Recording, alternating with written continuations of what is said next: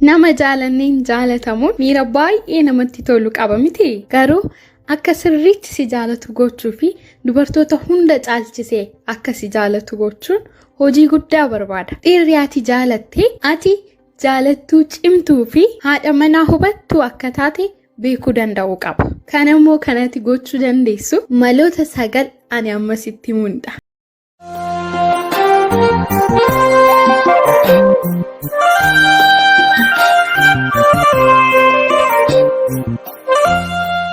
Inni jalqaba karaan ati ilmoo dhiiraa dubartoota hunda caalchisee siitiin akka jaalatu karaan ati gochuutti dandeessu jalqaba isaan qabachuu yaaluu keen dura mataa kee karaalee garaagaraa qophooftu gochuu qabda. Dubbisuu qabda. Ofii kee sirriitti of eeguu danda'uudha qabda. Qaamaanis ta'e sammuudhaan dhiira tokko qofa osoo hin taane dhiirri hundiyyuu kan ishee habu ta'uu ni dandeessa. Sirriitti qaama kee eegi, qulqullina kee eegi.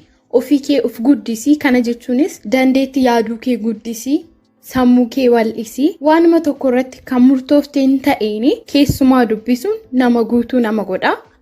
Fi wantoota garaagaraa beekuun dubartii barbaadamtuu fi jaalatamtuu si godha. Karaaleen ati dhiirri tokko si qofa akka jedhu gochuu dandeessu keessaa inni lammataa hiriyaasaa ta'ii fi kana jechuunis dhiira jaalatuuf jaalallee isaa qofa osoo hin taane hiriyaa isaallee ta'uu qabda jechuudha. Namni tokko jaalallee qofa miti kan isa barbaachisu. Hiriyaan laphee ofiillee nama barbaachisa. Nama wanta barbaade itti himatuu fi itti haasa'atu ta'uu qabda. Tarii waa'ee kwaasii ilaalee ta'uu danda'a. Waa'ee polotikaa ta'uu danda'a. Waa'ee maatii isaa ta'uu danda'a. Waa'ee hiriyoota isaa ta'uu danda'a. Icciitii mataa isaa ta'uu danda'a. Wanta hundumayyuu sibira dhufee guutummaa guutuutti sitti haasa'atee uff jedhee nama wanta ta'e salphifatee sibiraa deemu ta'uu danda'uu qabda.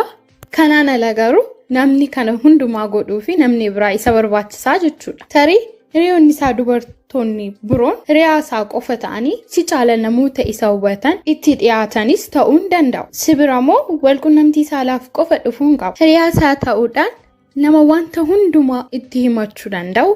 Sodaa tokko malee ifaan nama waliin haasa'u ta'e.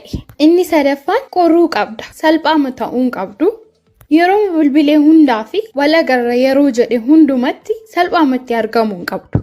Yeroo tokko callistee mateesseetoo jirtu yeroo madalagaa hin qabnetti bilbilee siin argaa walagarra yeroo jedhu lakkii hojiin qabaa dubbisaan jira namuma dhimma qabdu akka taate akka hubattu godhe salphaamatti argamuun gaarii miti. Waanuma salphaadhaan argameef gatii guddaan hin kennamu. Kun immoo amaluma namaati. Kanaaf dalagaan qabdu yoo ta'e iyyuu callistee maciistee jirta yoo ta'e illee ani amma biiziidha. Maatii dubbisuuf deemaan jira. Hojiin qaba. Walumaa galatti dubartii itti gaafatamummaa qabdu akka taate akka beekuuf yeroo hundumaa salphaatti hin argame. Sababoota garaagaraa uumuudhaan biizii duraa ta'e. Yeroo hundumaa siin arguun kan isa hawwisiisu malee yeroo hundumaa siitiin argee nama nuffamtu ta'uu hin qabdu. Inni shanaffaa xiyyeeffannoo kenniifi. Ilmoon dhiiraa xiyyeeffannoo barbaada.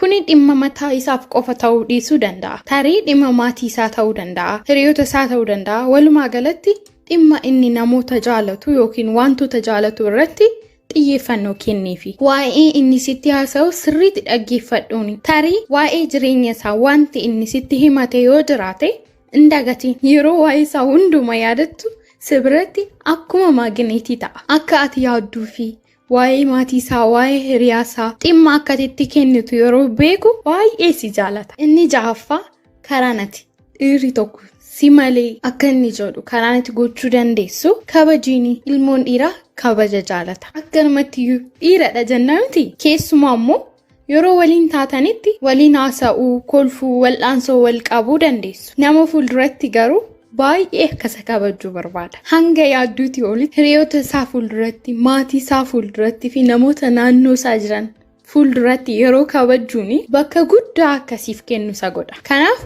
haasaa keedhaan namoota fuulduratti karaa ittiin isa waliin haasoftuun nama si aarseerallee ta'e nama fuulduratti baay'ee kabajaan isa waliin haasa'i.